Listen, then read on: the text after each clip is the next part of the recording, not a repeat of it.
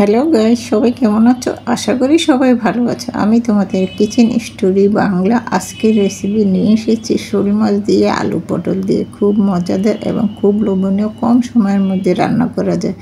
পটলটা আর আলু, টমেটো, শোল মাছটা কেটে দিয়ে সম্পূর্ণ উপকরণ রেডি করে নিয়েছি। সাথে নিয়েছি পেঁয়াজ কুচি এবং কাঁচামরিচ কুচি। এই তরকারিটা আমি ধনিয়া পাতা দিব না, জিরা গুঁড়ায় রান্না করব। রান্নার জন্য কড়াই বসিয়ে দিয়েছি, দিয়ে দিলাম সাদা তেল।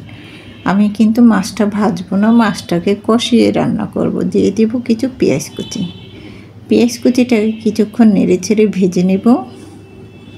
খুব একটা ভাজবো না, একদম লালও করব না, মিডিয়াম ভেজে নিয়েছি। এখন দিয়ে দিব কোয়াটার চামচের 1 চামচ লবণ, আর দিয়ে দিব কোয়াটার চামচের 1 চামচ হলুদের গুঁড়া, দিয়ে দিব কোয়াটার চামচের 1 চামচ মরিচের গুঁড়া। জালটা অপশনাল, কম বেশি করা যাবে। যেহেতু ওখানে কাঁচামরিচ দিয়েছি, সেজন্য ঝালের পরিমাণটা একটু বুঝে শুনে দিতে হবে। দিয়ে দিলাম কোয়াটার চামচের 1/2 চামচ আদা রসুন বাটা। মশলাগুলি তেলের মধ্যে নেড়ে চেড়ে কিছুক্ষণ ভেজে নিচ্ছি। এতে মশলার স্বাদ, ফ্লেভার এবং কালারটা সুন্দর আসবে। সামান্য একটু পানি দিয়ে মশলাটাকে কষিয়ে নেব। মশলাটাকে পানি দিয়ে কষিয়ে নিলে কাঁচা গন্ধ ভাবটা চলে যাবে। খুব ভালো করে কষিয়ে নিয়েছি। এখন মাছগুলি দিয়ে দেব এই মশলার মধ্যে, নেড়ে চেড়ে কিছুক্ষণ কষিয়ে নেব। মশলার মধ্যে খুব ভালো করে মাছগুলি নেড়ে চেড়ে মিশিয়ে নিচ্ছি। যে পর্যন্ত না মিশানো যায় ও পর্যন্ত একটু নেড়ে চেড়ে আলতো করে মিশিয়ে নিলাম। এখন কিন্তু সামান্য একটু পানি দিয়ে দেব, কারণ এই মশলার মধ্যে আমি মাছটাকে পুরোপুরি সিদ্ধ করে নেব, মানে কষিয়ে নেব। সামান্য একটু পানি দিয়ে দিলাম, আবারও আলতো করে নেড়ে চেড়ে মিশিয়ে নিলাম। কিছুক্ষণ ঢেকে রান্না করব। ঢাকনা দিয়ে কিছুক্ষণ ঢাকনা দিয়ে রান্না করে পরে ঢাকনাটা তুলে আবারও আলতো করে নেড়ে চেড়ে মিশিয়ে নেব। মাছগুলি কষানো হয়ে গিয়েছে, পানিটাও শুকিয়ে আসছে। এখন মাছগুলি আমি তুলে নেব। সম্পূর্ণ মাছগুলি তুলে এক সাইডে রেখে দিব। মাছগুলি তুলে নিচ্ছি। এভাবে করে সম্পূর্ণ মাছগুলি তুলে নেব।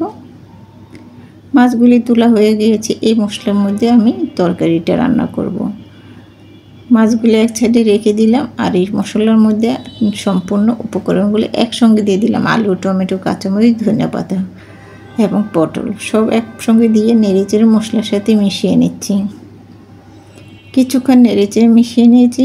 এখন কিছুক্ষণ ঢেকে রান্না করব, মানে কষিয়ে নেব। ঢেকে ঢাকনাটা তুলে আবারও কিছুক্ষণ নেড়ে চেড়ে দেব।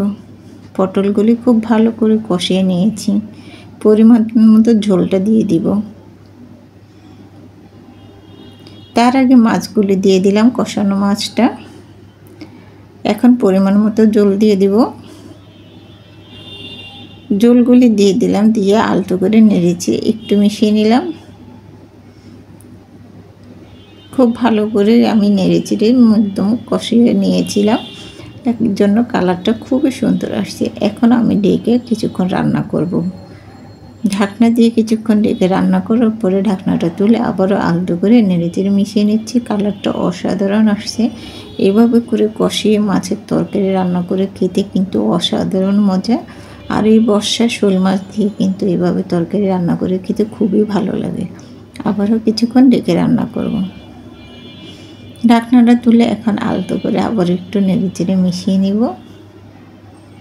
তরকারিটা কিন্তু পুরোপুরি হয়ে গিয়েছে, একদম পটল আলু সিদ্ধ হয়ে গিয়েছে এবং তরকারির গ্রেভিটা একদম মাখো হয়ে গিয়েছে। এখন কোয়াটার চামচের 1/2 চামচ ভাজা জিরে গুঁড়ো দিয়ে দিব। 1/2 চামচ ভাজা জিরে গুঁড়ো দিয়ে আলতো করে একটু নেড়ে চেড়ে মিশিয়ে নেব।